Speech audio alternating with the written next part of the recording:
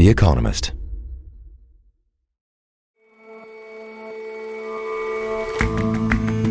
Hello and welcome to The Intelligence from The Economist. I'm your host, Jason Palmer. Every weekday, we provide a fresh perspective on the events shaping your world.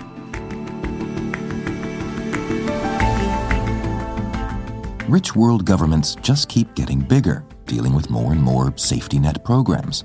Like any sprawling institution, that means they've been getting less efficient. How to avoid a doom loop for these lumbering leviathans. And beans, good for your heart. The British seem to know this better than most. The baked bean is a cultural institution. For a while there was almost no other bean to speak of, but more exotic and more upmarket kinds are now on the up.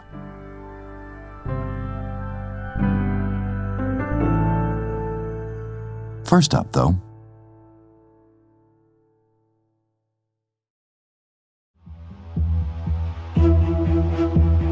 Russia's war in Ukraine has been accompanied by a crescendo of chaos, aggression, subversion, meddling by Russia around the world. Shashank Joshi is our defense editor. Russia has done this for decades. It's nothing new. But there's a tangible sense among Western governments, Western intelligence agencies, that things are escalating to a really new level. This is the MI6 chief speaking recently. It's just a bit more reckless. I mean, I think Russian intelligence services have gone a bit feral, frankly. That shift raises the question, is this just more of the same, more assassination, more skullduggery, or are we seeing a step change in Russia's approach to the world? So when you say aggression, subversion, meddling, give me some examples. It's pretty much everything you can think of, Jason. So, for example, sabotage in Europe has grown dramatically. We recently had a warning from Ken McCullum, who's the head of MI5, Britain's domestic security service, on Russia's efforts in the UK. The GRU in particular is on a sustained mission to generate mayhem on British and European streets. This year alone, we have seen a plot to attack American military facilities in Germany. There was a man arrested in Poland who was preparing to pass information on Rzeszów Airport, which is a key logistics hub for arms to Ukraine, to Russia. There was an arson attack on a Ukrainian-owned logistics company in London. A Russian-Ukrainian man was arrested in Paris. He was wounded whilst attempting to make a bomb. And perhaps most remarkably of all, there was a plot to kill the boss of Germany's biggest arms company. So all of this is fairly brazen stuff. This is not on the down low. No, well, it's a mix of things. A lot of it's bang, bang, blow stuff up, kill people, and that's standard Russian intelligence practice. There's also some more subtle stuff, what you might call psychological destabilization. Not very long ago, there were coffins draped with the French flag left at the Eiffel Tower in Paris, and attached to them was the label French Soldiers of Ukraine. This was accentuating this debate inside France over whether the country should be supporting Ukraine, the risks of doing so, whether it was getting dragged in. And that was attributed by the French to Russian intelligence. And clearly the aim there is to drive a wedge into these pre-existing societal divisions. You see that lots all the way across Europe. A lot of it's about Ukraine, but it goes well beyond that. We've also seen hackers who have tried to paralyze Polish political, military, economic infrastructure. There's another interesting example from France, which is a Russian disinformation effort, which is taking normal English language news articles and is using AI, like ChatGPT, to rewrite these not only in French, but adding a political slant. So adding a pro-Russian or anti-French government slant. And this is, again, not to achieve any narrow particular aim, not to improve its chances in Ukraine. It really is just to sow chaos. It is just stirring the pot. Should I read anything into the fact that every example you've given so far is in Europe? Well, obviously, a lot of it's in Europe because Russia's aim is to try to dissuade Europe and America from giving arms to Ukraine. But it goes well beyond that. I think the place also to look is Africa, where you remember the Wagner Group, of course, Yevgeny Prigozhin, the mercenary chief who met a sticky end in a plane after rising up against Putin. The remnants of his group have been taken over by Russian military intelligence, and they're being used very effectively to supplant French and American influence in places like Mali, Burkina Faso, Niger, all places that have recently suffered coups of one form or another. America has been forced to close its last military base in Niger. We've also seen officers of the GRU, which is Russia's military intelligence service, working alongside the Houthi rebel group in Yemen, who are, of course, the group who are firing missiles at shipping in the Red Sea. And Russia has come pretty close to providing advanced missiles to the Houthis in retaliation for American missile aid to Ukraine. Now, the Russians haven't pulled the trigger on that, but they could do, and I think that's a great sign of how Russia is now so willing to cause harm to the West, it's even willing to jeopardize its own vital relationships, in that case, the relationship with Saudi Arabia, which is very worried about the Houthis. But surely in this American election season, one great way to take a pot shot at the West is to mess with that. We recently had a public warning from Avril Haines, who's America's Director of National Intelligence. Russia remains the most active foreign threat to our elections. The Russian government's goals in such influence operations tend to include eroding trust in U.S. democratic institutions, exacerbating sociopolitical divisions in the United States. And what she told Congress was that Russia sees that election meddling not necessarily as a way to secure one candidate or another. It was more a way to tear down Russia's principal adversary, to sort of sow chaos, the same kind of stuff that we saw back in 2016. American intelligence is already seeing Russia target specific politicians, specific demographics. It's promoting divisive narratives. Now, don't get me wrong, a lot of these efforts are very crude, they're ineffective, they're not necessarily going to swing the election, but they are prolific. Some of them are pretty innovative, technologically speaking. And what they do is they just corrode trust in American institutions. And look, these days American institutions are not in the healthiest shape anyway. Not too hard to get American blood up, I suppose, at this point. The question is whether this is just a difference in magnitude of the chaos they're trying to sow, or the visibility of it, or whether there's some sort of difference in kind. Now, Russia, of course, denies this. Earlier this month, a Kremlin spokesman, Dmitry Peskov, said all of these accusations were unsubstantiated and baseless. But of course, the Kremlin spokesman is a habitual liar, so I would take that statement with all the integrity that it deserves. Russia, and before that, the Soviet Union, have done lots of this stuff, right? They have assassinated people abroad. They've pumped disinformation around the world. They've done what they call active measures. What I think is different this time is that Russia is acting as if it doesn't really have a stake in the post-war international order.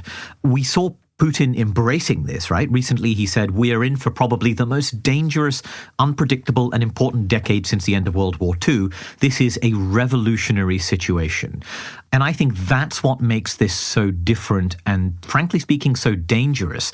The red lines crossed so far, the assassination plots, the sabotage, the arson, I think that these are only the beginning of what is going to be a much more intense campaign in the months ahead. Against which the rest of the world has what kind of measures? I mean, what's to be done to crimp any of this? Well, there's not an awful lot, because you've pulled lots of the levers you can after the war in Ukraine, right? You've sanctioned Russia. You've already kicked out hundreds of Russian intelligence officers from Europe, the biggest ever expulsions. And in fact, ironically, that's why we're seeing some of the activity we are, because they've lost their official spies inside embassies and missions in Europe. They're hiring criminal middlemen to do this arson, to do these provocations. That makes them more reliant on these half-baked amateurs. It makes them less professional. It makes them easier to catch.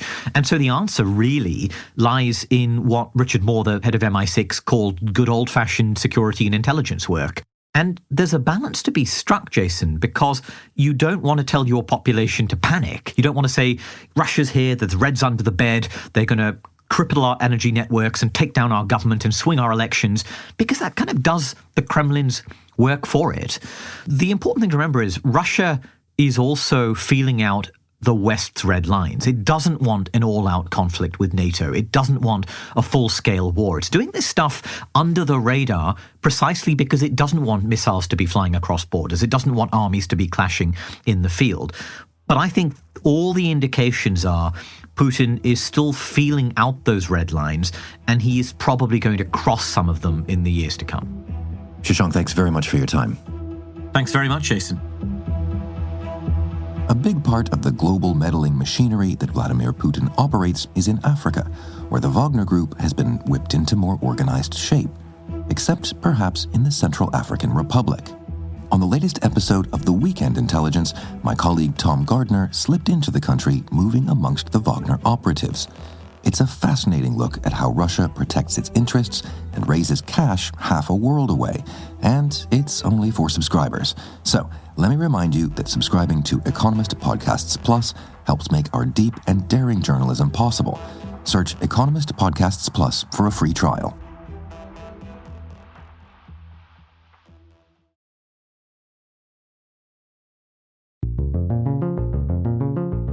There's a sort of unspoken deal that people in the rich world have with their leaders. You pays your taxes, and for that, you get what people who think about this stuff call entitlements. Pensions, old age medical coverage, an unemployment safety net, that kind of thing. Problem is, politicians think, or they want voters to think, that entitlements can grow and sprawl, but the taxes for all that don't have to. This year, the typical family's tax bill is thousands of dollars lower because Under my plan, more than 100 million Americans will get a tax cut. Read my lips. No new taxes. Lip reading not so easy on a podcast, but you get the idea. Yet entitlements, and all the administration for them, keep growing. So lots of governments have become lumbering leviathans, or that's what our senior economics writer, Callum Williams, evocatively calls them. By lumbering leviathans, what we're talking about here is a sort of change in the way that governments operate. What's basically happened over the past few decades is that governments have spent more and more money on good things, but as they do that, they're actually becoming less effective at delivering public services and less effective at being bureaucracies. Give us some examples of what are the governments around the world that are ever bigger and ever less effective? So we're talking about the rich world here, and governments across the rich world have grown much, much larger. What that means is that now they account for roughly 40% of GDP across the rich world, so really high. It was only about 30% in the 1960s. At the same time, though, they've become less effective. So it's a bit of a paradox. So if you look, for example, at the United States, when Joe Biden came into office in 2021, he promised an infrastructure revolution. In fact, since then, spending on infrastructure has gone down. So the infrastructure push has been ineffective. And then if you look at, say, the UK, everyone in the UK knows that the National Health Service gets more and more money every year, but doesn't seem to get really any better. And if anything, seems at the moment to be getting worse. And then if you look at Germany, an example where you would think that the bureaucracy was really effective, German trains now are kind of a national joke. They're always late. The workers are always on strike. And then if you see what happened in Germany during the energy crisis of 2022, the government inexplicably decided to mothball its 3 remaining nuclear power plants, even as the cost of energy soared. So it's this weird thing where governments are both bigger, but also much less effective than they were before. So is this not just an example of growing inefficiencies with size?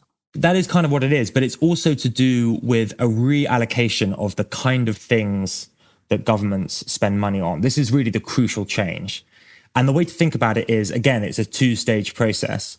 Governments are spending a lot more money than they were before on entitlements. And by entitlements, we mean lots of different things. So it includes pensions, welfare payments on healthcare, housing, all that kind of thing. And what that basically is doing is squeezing out spending on other aspects of what governments typically do. So we're thinking in particular public services and bureaucracies. Go back to the 1950s in the US, government spending on public services equaled about 25% of American GDP, so quite a lot. And at the same time, spending on entitlements, so pensions and all the other things, that equaled a few percentage points of GDP, 4 or 5% of GDP max. But then over time, that has slowly flipped. So now what we have is that entitlements and public services both equal about 15% of GDP. So in other words, entitlement spending has ballooned and spending on public services has come a long way down. And what that basically has meant is that, yes, there's a lot more redistribution by the government, but it means that spending on public services has been really squeezed. But if there's a fixed pot of money, then surely everyone could see this coming. Why is it that across the rich world, governments are willing to spend that much more if it's going to come at the cost of the other things governments are supposed to do? So I would challenge you on one thing. There is not a fixed pot of money, governments can choose to tax more if they want to.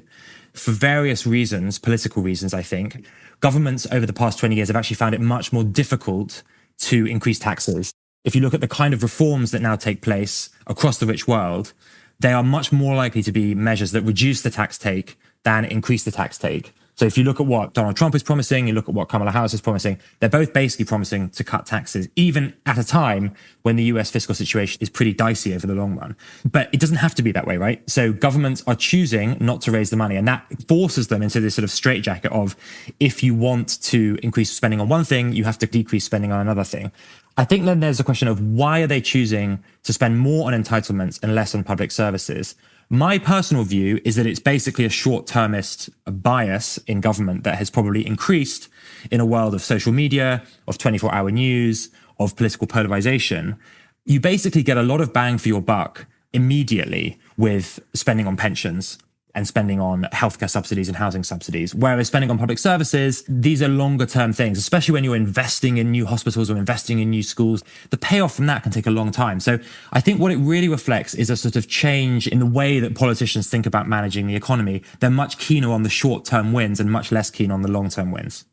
And pretty squeamish about raising taxes, but there must be a way to do it that makes it more palatable if the promise is better public services. Well, that's true. So there are ways in which governments can sensibly raise revenue. Scandinavian countries are a good example here. For a long time, they've had big states, big government sectors, alongside market economies that have done pretty well. They've done this in large part by having high rates of value-added tax, kind of a bit like a sales tax, not quite the same thing. These are one of the least distorting taxes. And so they're pretty good as a way of raising revenue versus taxing labor and that kind of thing. They've also kept taxes down on capital, which are pretty harmful to growth. But the thing is, outside of Scandinavia, politicians really have preferred to act as if extra spending can just happen without having to raise taxes. That road will come to an end, right? I mean, how do you see this playing out? This can't be all entitlements and no public services in the long run, right? No, that's true. So there will have to be a decision at some point over, do we cut entitlements or do we raise taxes in order to fund better public services? Some countries have already kind of faced this problem head on. Countries in Southern Europe, Greece, Cyprus, Italy to a degree, in the 2010s was kind of confronted with this problem. At some point, governments will probably have to bite the bullet. You know, the crucial thing will be what happens in the US, because, you know, what happens in the US tends to determine to a great degree what happens outside the US. That conversation is absolutely not happening in the US at the moment. That's basically because interest on US government debt is actually still pretty low. Governments can, and politicians can, enact these enormous borrowing binges seemingly right now without really any cost to them. Who knows when that will change? It's basically impossible to predict, but at some point it probably will, and that will mean eventually the world is going to have a sensible conversation about taxation. Callum, thanks very much for your time. Thank you, Jason.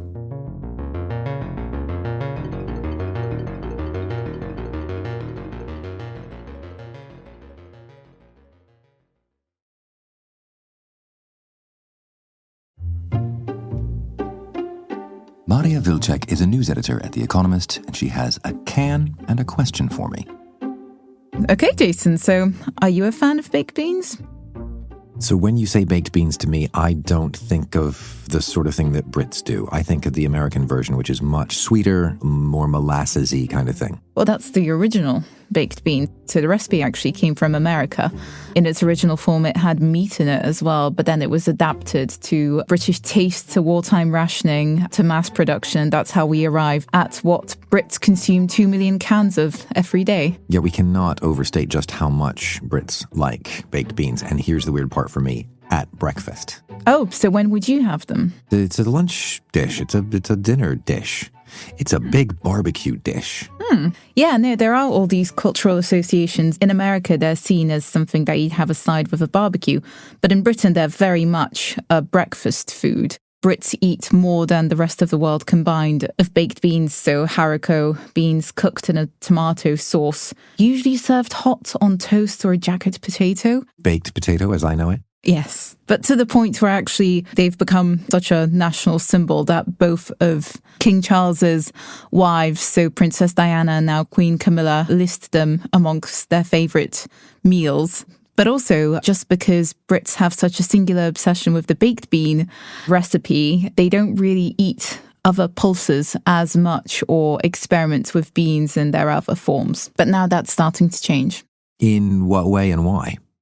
Well, there are a number of food trends that are driving this. For one, Brits are eating a lot less meat. So as they seek out other sources of protein, pulses just happen to be cheap, filling and healthy. Brits are also looking into gut health more. 9 out of 10 people in Britain don't get enough fibre.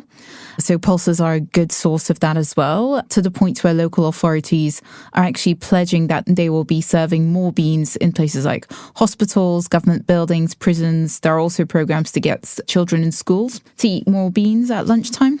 And so this is getting away from the baked beans, because like we've got a can of these things here in front of us, and it's not got all that much sugar in it, but it's got a can of these things has 21% of your daily recommended intake of salt, for example. This isn't a health food.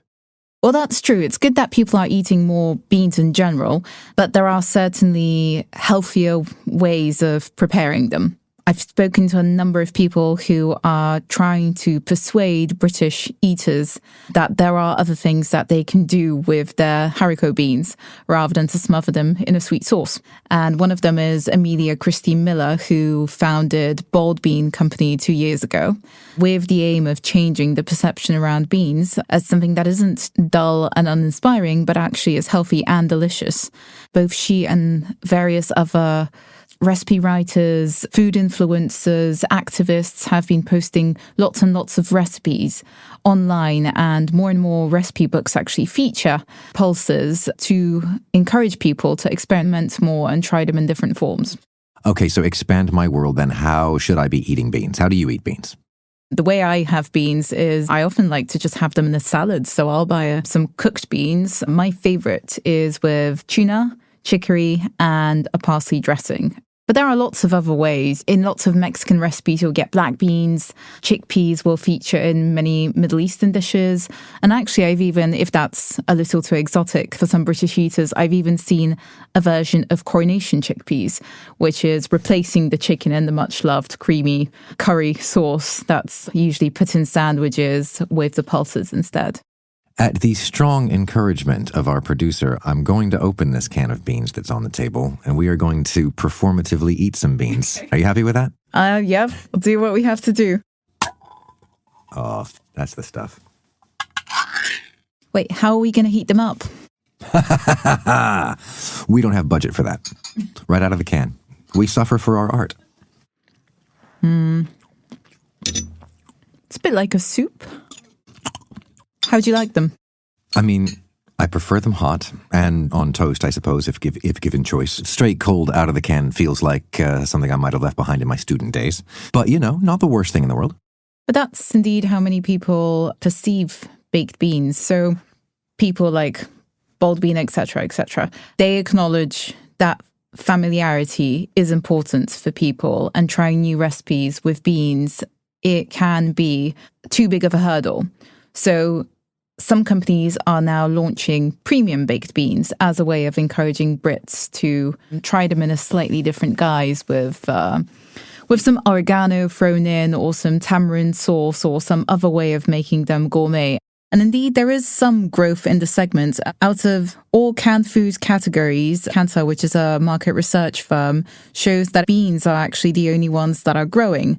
But particularly baked beans, that segment grew 1.7% in the year to January, whereas other types of beans only grew by 0.2%. And that's largely because for most people, they're still not really clear on what to do with them. Maria, thanks very much for that. Would you like the remaining beans? Oh, no. Knock yourself out. All yours.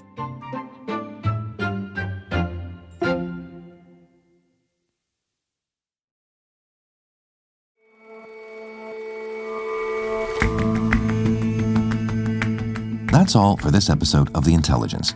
We'll see you back here tomorrow.